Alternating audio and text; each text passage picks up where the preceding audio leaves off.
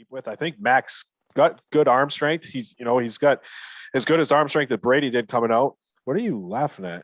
Oh, I thought you were laughing. Sorry. No, I was yawning. I was trying not to make it obvious. He's checking to make sure his penis was still there. He does it from time to time because the fupa hangs over. You can't just see it. He's got to do it a little bit.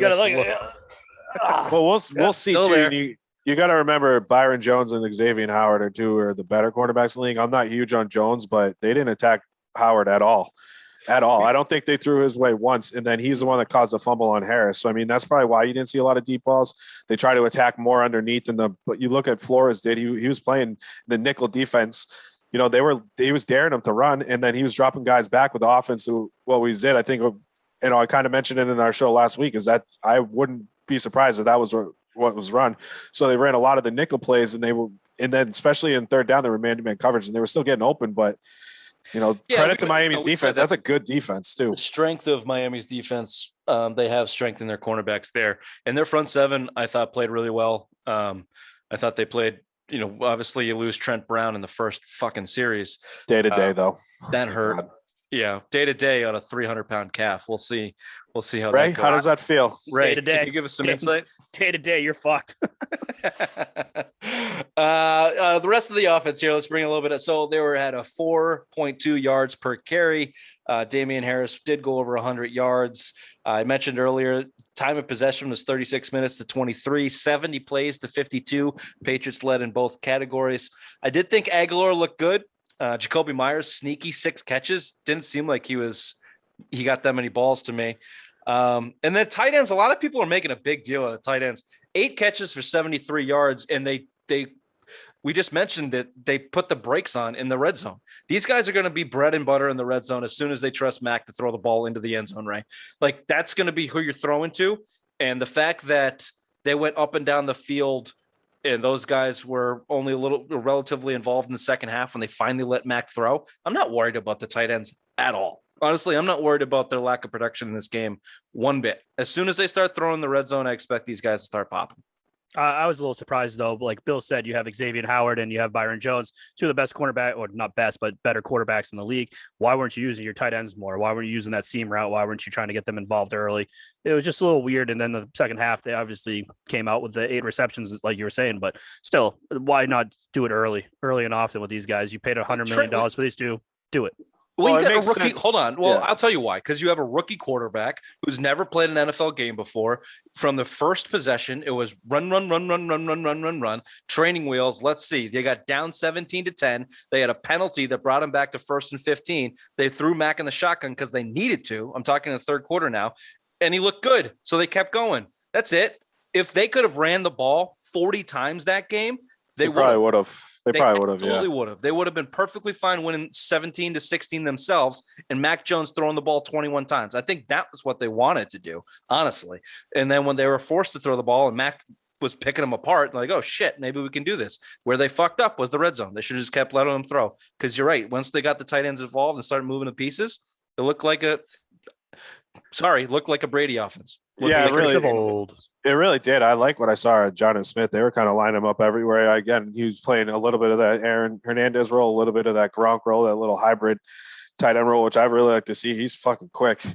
Again, he had a bad fumble. Thankfully, Andrews, jumped on it. But yeah, to back up your point, I don't think about Mac Jones, Rich. I don't think they trust him to throw into the end zone because, again, eventually that's going to come. But you should go into this game and just have some confidence, practice them. If you think about what they did in the whole offense and in the training camp was red zone offense. And then you come out the first game, like Zoe mentioned on the radio today, was red zone offense in fucking every single practice was a huge focus, especially the start of training camp. And then you come out there in week 1 and you shit the bed. Did you not have the plays in the red zone offense or what? But you spend $50 million on 2 tight ends that, 8 catches for 73 yards is great, but I want to see those 8 catches in the fucking red zone. That's where I want to see your impact is on the red zone. And again, I'm going to harp on again, 3 catches for Hunter Henry. That's your red zone. That's your main red zone target. If you look at what he's had success down in San Diego or LA now with Phillip Rivers, 8-9 touchdowns a game. Like he's that guy that can get the back corner a year. Sorry. Like that's the guy you need. And then the week 1, you just don't unleash him like that. It's just, I don't know. I don't understand that.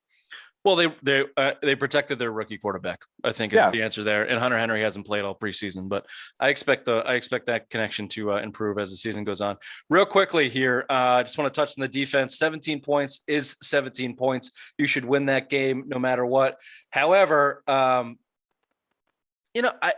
think people are making too big of a deal of the defense too. The only thing I'll get on the defense is the end of the game. You had them 1st and 14 with 3 minutes left, and you couldn't stop. You couldn't get the ball back. You'd let them get a first down, especially in front of the 2-minute warning on 3rd down.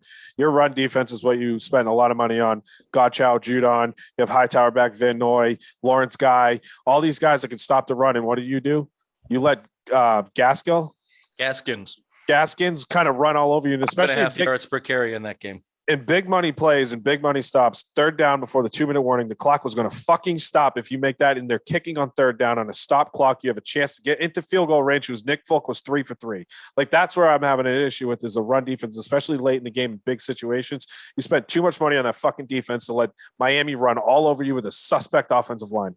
That they look soft up the middle. That and those inside slants, I'm going to blame on coaching. You're 1st and 14. And you're playing 20 yards off Jalen Mills. They're either running the ball or throwing short. What are you doing giving them that? So that's where you're missing Stephon. That's where you're missing Stephon Gilmore too. So that's where you're missing him. But honestly, that's the only thing I'm going to get on him for. I'll tell you, Jonathan Jones had a bad day, and Jawan Williams had a bad day. But anybody covering the Waddle kid had a bad day. That dude's good. Kid is quick. He's a playmaker. He's good. And we mentioned Devontae Parker is an absolute Patriots killer. Did Waddle not play last year? Is that what they said in the game? He was in the national championship game, wasn't he? No, he got hurt. It's the kid in Cincinnati who didn't play. No. That's who it was. Jamar Chase. He played at LSU. One of them sat out. It was Waddle. Sat out the whole year. Devontae Smith won the Heisman Trophy. Waddle got hurt in the beginning of the year, and he missed all last year, and he was the Heisman favorite. I think Chase sat out because he's the one that was saying he couldn't catch the ball because it didn't have stripes. Jamar Chase played for LSU. Waddle and Devontae Smith played for Alabama. Chase said he couldn't catch the ball and had like 7 catches, 114 yards, and a fucking touchdown. Fuck out of here. Other than that, Ray, J.C. Jackson is not a number 1 cornerback, and it's proven they cannot play the defense that they want to play with the cornerbacks in the secondary that they have. They're going to have to adjust. I know it was only 17 points, but if you weren't playing Tua Tagovailoa, it would have been easily. He sucks too. Sucks. Like week 4 when you go up against Tom Brady, who's just going to dissect the shit out of J.C. Jackson and make him look like a fucking terrible quarterback and not the number 1 because he's not number 1. And that's why Stephon Gilmore is needed very fast. Pay this man, give him a contract, front load it for just 1 year. We just need him here for 1 year so we can figure it out in the offseason next year. But get this guy back because we are going to get blown out against these top ranked quarterbacks that are just going to make us look silly. We should be able to shut down the Jets. I think at least you got a first test in Winston. I think their defense put them in some pretty short situations, and obviously Kamara, but that's another team that can throw the football. So maybe you hopefully get your shit together by week 4. If hopefully you're on that trajectory where Bill likes to play the first 4 as an extension of the preseason, and if you can at least get out of there at 2-2, I mean you're still going to win for the first 4 games. I expect 3-1, and obviously I have to temper my expectations now after you pissed the game away. But still, I mean, you could still go into Tampa if you can win up the next 2. Going to Tampa, at home, Tampa Bay, shit, anything happen. Mac Jones could fucking light it up, and you never know. Yeah. Well, we'll talk about that when we get there. But with this loss, as we wrap up the Patriots talk here, you very realistically could be a 1-3 team to start this season. Probably 2-3 because you got Houston in week 5. We all thought that. Are you okay with that? No. Because you lost this game. If you won this game, you'd be flipped. You'd be 3-2.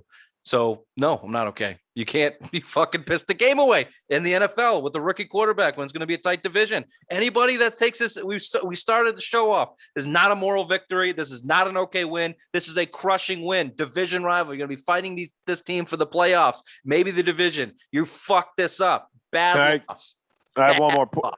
It is a bad loss, and I have one more point on that. You can't expect a rookie quarterback, especially completing over almost 75% of his passes in a losing effort where he looked really good. You need that in a winning effort, and you had a very winnable ball game, and you pissed it away. Like, that's a major factor. You pissed away a good Mac Jones game, right? He's not going to have 17 good games. You look at Brady's first few starts, he went down to Denver through 4 fucking picks. Yep. You know, he was 2-2 through his first 4. So I mean, you're looking at you got to understand that, but you can't expect to win these games where he's shit. Like your defense needs to do something because he's not going to be 285 every game. No, you know, and you pissed away that his good game. You pissed it away. Yep. But they should tighten up everywhere else in the places that probably actually did lose in the game, penalties and turnovers. And it's going to be tight all season long. But you have to get that mojo back of winning close games. Like you did early in the Patriots' career. You lost it last year with Cam Newton. You lost close games. You need to get that back. Last Sunday was not a good start.